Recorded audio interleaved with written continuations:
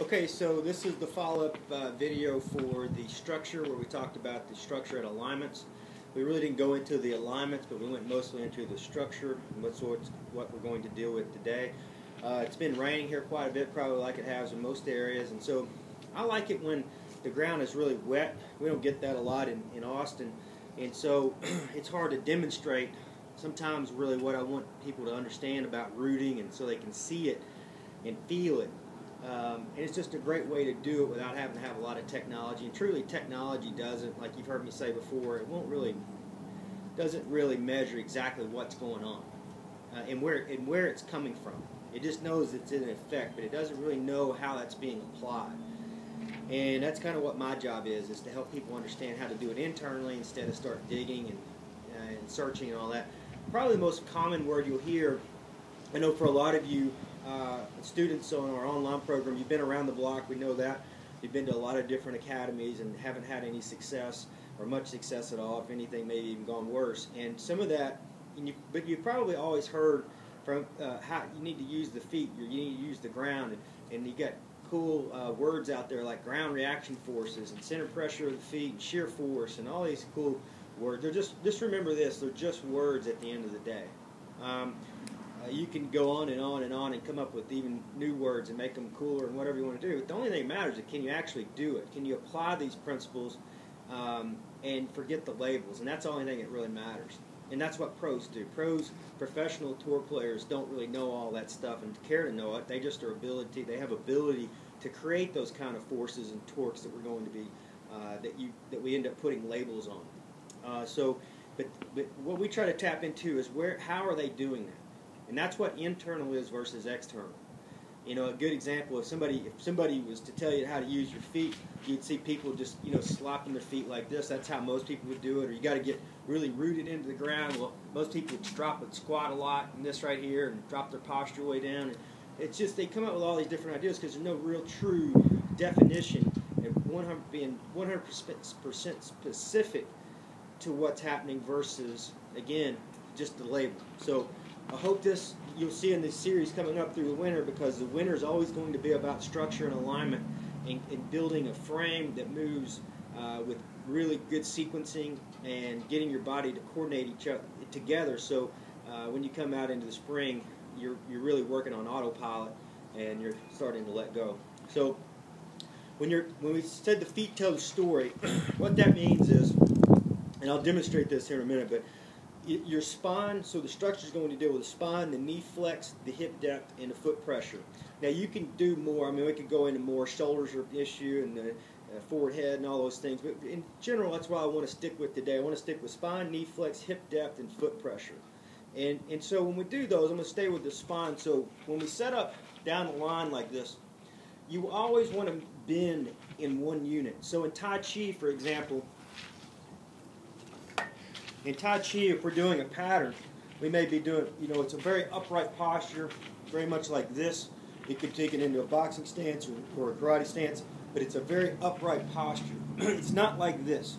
So, like you might see a boxer, for instance, they'll shrug down and shrug their shoulder in. It's a different sport. It's not a lot of that's to be able to take body punches, to tuck their chin in their head to protect themselves. A little bit different. In when you get into in Muay Thai would have that too, but when you get into a little more of the taller, like karate, Tai Chi have these postures, Taekwondo, there's positives and negatives, but for health, you want to be upright, okay? So this is the healthiest way to stand, the most efficient way to move, where you can move. If I'm here, I can move, it's one piece this way, I can move this way.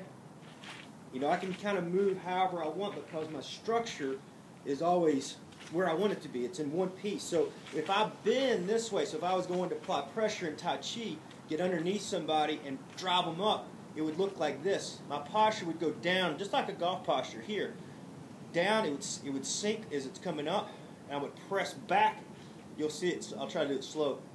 I could either press and drive forward energy into their dantian, into the lower dantian here, or I can spiral it and drive the energy down into their feet, trip them up, or I can spiral them up and push them up off the ground by going.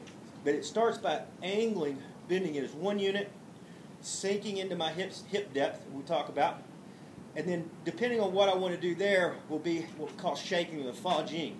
And I can angle them up. Even if I bend back. If I bend back, I don't bend back like this. I bend back as one unit. My hips will go forward, my head will go back. So this is always one unit. So if I'm here, we call that upright posture, here where everything's stacked. Okay? Then what happens is everything bends this way. If I go backwards, that's a weak position, but I'm in alignment. It wouldn't be like that. That would be really weak. That'd be more of a stretch.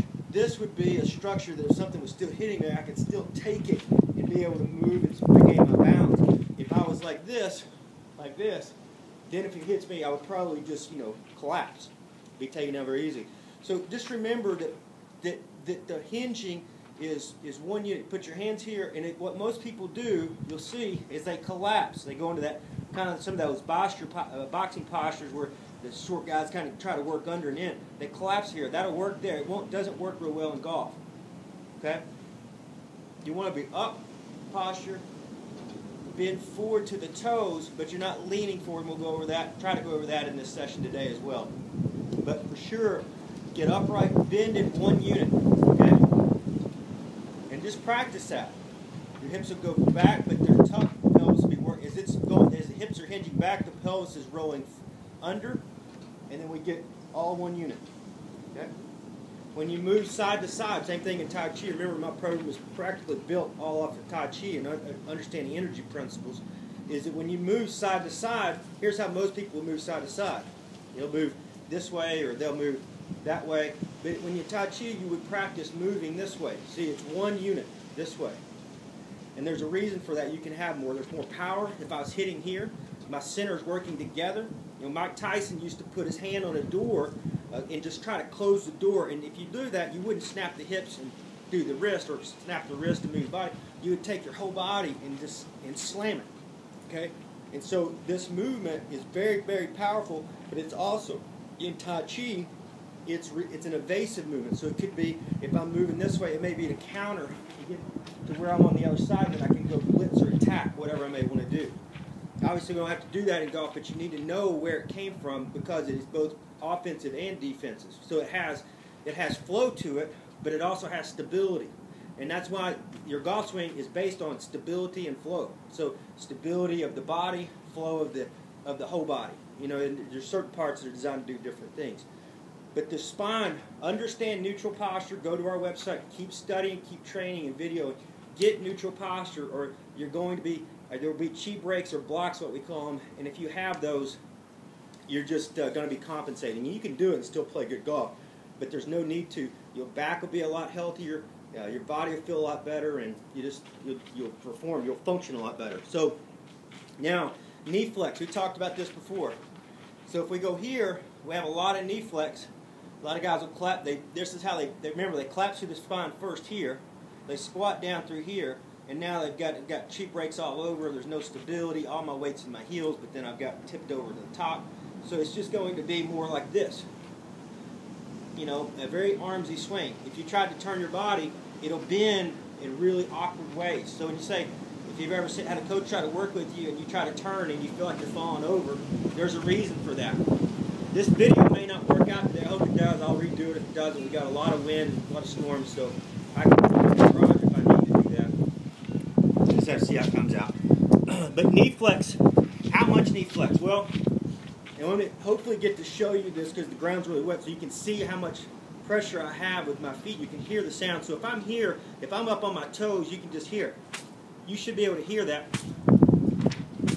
All right. Now, if I take my heels off the ground and try to slam my toes, that's all I got.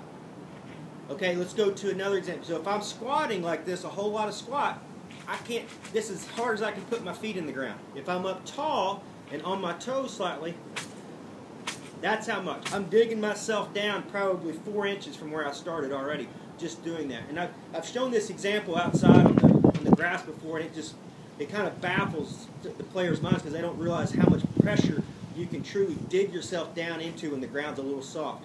Okay, you can do it on dry grass. I've done it with dry grass, where we call it cutting, where we cut the body in circles. You can see how as I move, I'm wiggling my body. If I keep doing it, I'll be down 6 inches in the mud here. But that's a great way. So if my knees are locked, I can't put it, if I'm all the way locked, so if they're locked like this, I can't put a lot of pressure. If I have them to the tongue of the shoe, boom, I can really drive pressure. If I put them here, you can hear it, but it's too much roll there, right? This would be very dynamic, just a little bit of stomp right there. So that's kind of goes back to the Tai Chi where you start soft or tall and light.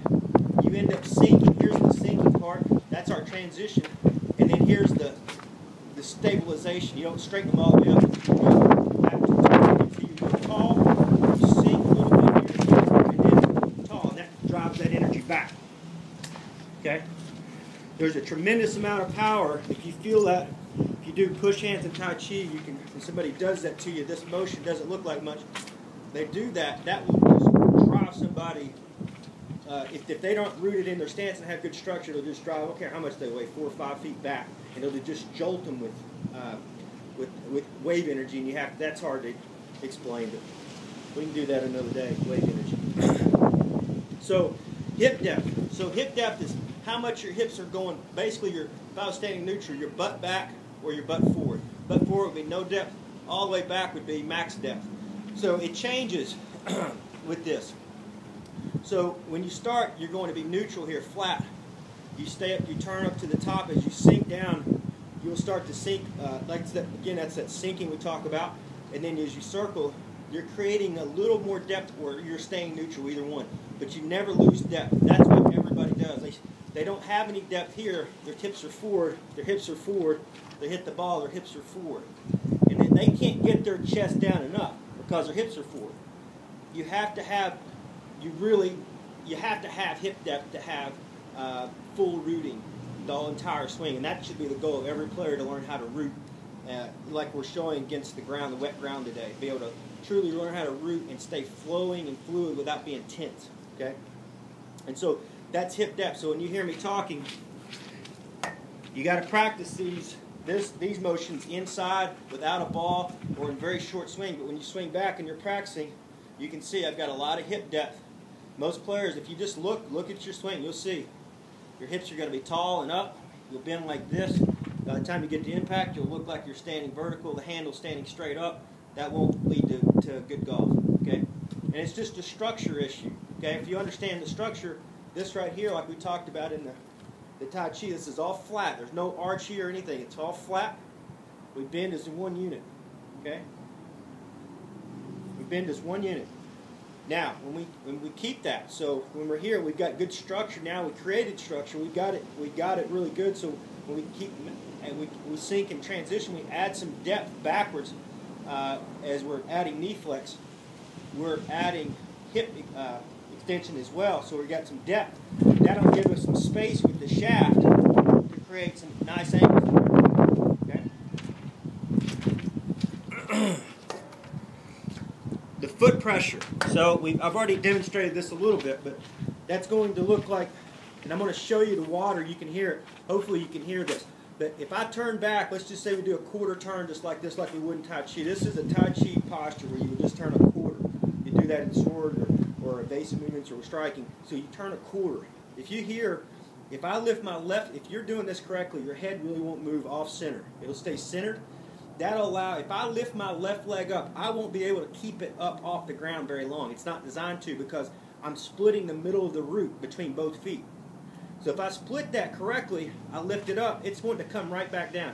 If I wanted a little more control, that's very hard to do because it's wanting to come back down.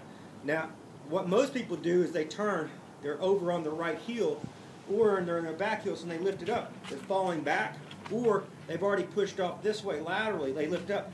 And it doesn't want to fall down. They can stay here like that. And so they only have one root. So now listen, if I do this correctly, if I turn a quarter, my left foot will want to come up. It'll want to come up and want to come back down. I'm not forcing that to come down. It's just naturally because I'm in the center of my root. If I lift my right foot up, it's wanting to fall right down. Now, don't try to take it back and don't move and do it. You know you're 50-50 there. It's when you turn, that's when people start having problems. If my hip depth gets forward as I turn and I lift and turn back like this, so if I'm lifting up and turning back like this, my backswing, I lift up, that same thing, I can kind of keep it up there. If I'm down and I lean over to my left side, real too hard, stack and tilt, it comes down, but I can't, you watch, my right foot, I can stay off the ground. So it's not rooted. So if you do this correctly, let's just say I go to zone 5, big turn all the way up here. Same thing, because it's the middle of the root. Your structure, your alignment of the spine is right between the feet. Okay? That's why if you have a real narrow stance or too wide a stance, too wide is one that's going to kill most golfers. But if you're real narrow, you try to turn like this, it's really hard to get a good strong structure. You want just right feet inside the shoulder or outside shoulder width, just like it's always been talked about. That's a good spot for most players because you want to be able to turn over a good, stable, strong base. The 1 foot up, it should want to come right back down. If you lift 1 foot up, if you're over here and you lift it up, you'll be able to stay there. And that's a no-go. Same thing on at impact. If you're out here at impact, or if you're like this at impact, 1 foot, I can lift this one and keep it here. That's no good because I'm too far back. Like this, my hips are wide open. So a lot of people would say, man, that looks great. My hips are wide open like this. This wants to stay up because I'm only rooted off my back foot. Okay? So if I was here like this, my right foot's rooted, my left foot I can stay off of it. So what you want is even at impact, the root will even here, this foot I lift up, this foot I lift up, and it's still the spine's in the center of that, in between the two roots. Okay? Now it doesn't have to be 50-50 right here. You can see I push forward slightly, but this one I can't hold up, this one I can't hold up. Okay? So it would be anywhere if I was halfway down in the swing. 1, 2. If I was right before impact, 1, 2. So if you get up here and if your head's over here, you're going to feel like you fall. And so if your spine's off center like this, you're going to feel when you lift up, you're falling one way or the other. That's another way you can tell. Okay? Or if you're back in your heels, you lift up and you feel like you're falling backwards. Or if you're bent over too far, this isn't very common, but if you got like this and you try to lift, you'll kind of fall forward. So to tell you the 4 points of balance we talk about, which there's more than that, but the basic 4 points of balance, somebody pushed on me back towards that fence behind me, I would be resisting from the start all the way to impact. I would be resisting. If they pushed on the other side towards the camera, same way. If I was here and somebody pushed me, I'm resisting. I'm not going anywhere. Okay? Now, my arms are relaxed. That's where you're not trying to root your arms. Your arms are just full and relaxed like an elephant's trunk. It's just coming down very wide and heavy, but your body is torqued because of the structure and the alignments. It doesn't look like it's doing much, but this is creating massive power right here. Okay? Same thing. If somebody pushes me from this side and tries to push me, and I'll have somebody where we do partner, when we do push hands and Tai Chi, I'll have them do the same thing in the golf swing where you can see them pushing on me, and I'll push back on somebody that's not rooted, and you'll see a tremendous difference. And it's something you have to feel, unfortunately, but you can learn it if you listen to what I'm saying and practice these drills, and especially learn some of the Tai Chi and the kettlebells that we talk about. You'll start to naturally root. But if they push me this way, I'm resisting. If I was here and they pushed me, if I collapsed my pelvis, I would tip over. Again, the last point would be if they push me this way, like I'm resisting, I can resist all 4 points, front, back, side, side. I can resist it here, here, here, here, here. At this point, it doesn't matter. Once you've got past the grip alignment point, it's all gone. Even timing contact point. The timing contact point, you can see guys hop around and skip and all that. You don't need to. And you don't even have to, if you know how to recover, if you're back here and you know how to recover, well then the same thing. But most people don't recover, so it's good to know how to do it from start to finish. Stay real tall and light, and then here. So just remember, we'll go back. The feet tell a story, so if I can torque, if you listen, I'm going to take both heels off the ground. You should be able to hear this. And I'm cutting, I'm doing the sink and circle, and you can hear how heavy that is. And it doesn't have to be that heavy, but you can hear there's a lot of power.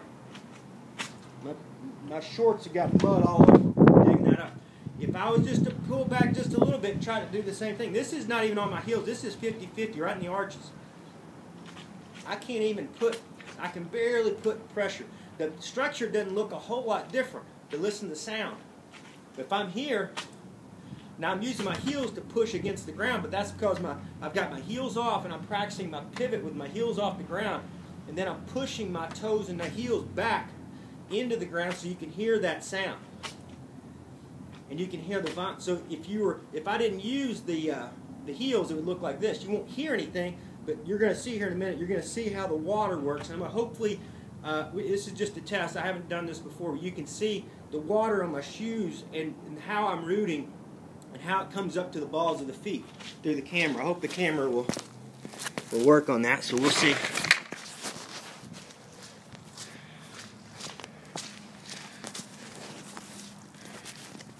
Alright, so you should be able to see my feet here. Obviously, I can't see anything right here.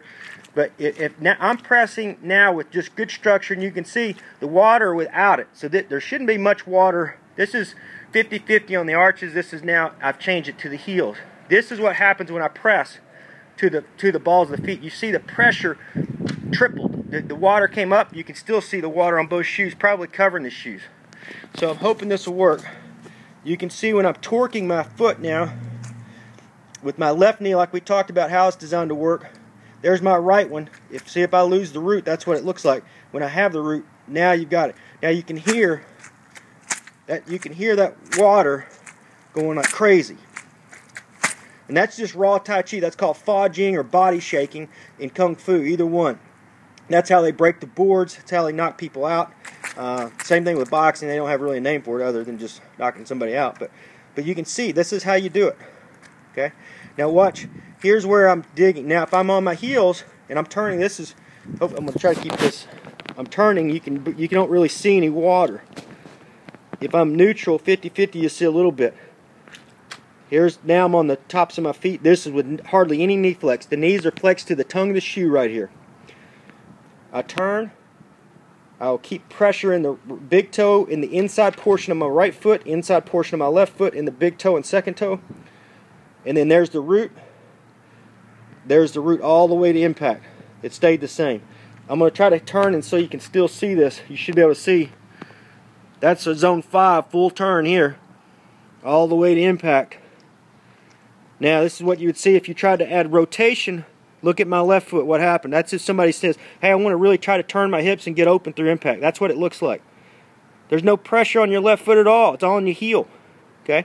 Your right foot's rooted, but your left foot is not rooted. My left foot is rooted here, just like that, you can see. So that's with rotation, but also that's forward mass. So if I was going from my zone 5 sink circle, and I'm working forward, not sliding like this, but working forward, now both feet are rooted. Okay? So at any time I could pop my heels in there, either way. Here's the backswing, here's the center. You can hear it. If I was doing Fa Jing with whipping energy, that's what it would sound like. If I did that without it, and I tried to snap my body, this is what it looks like. Even if I try to snap my heels in the ground. That's it. So hopefully that gives you a good understanding. It'll give you a great understanding if the video worked out like it's supposed to.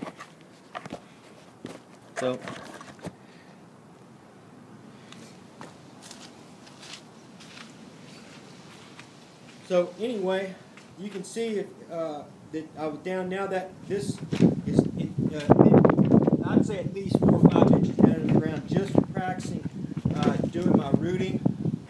But again, it's not trying to make my feet just lock against the ground. I've got to be able to use my rotation, my hip depth, my knee flex, the right amounts of all these, but also remain centered. And in the angle that you create this way without leaning. So if I just try to lean, this is what it looked like. Again, if I tried to turn and I was leaning like this, leaning way forward, I lift my knee up, I'm going to fall forward.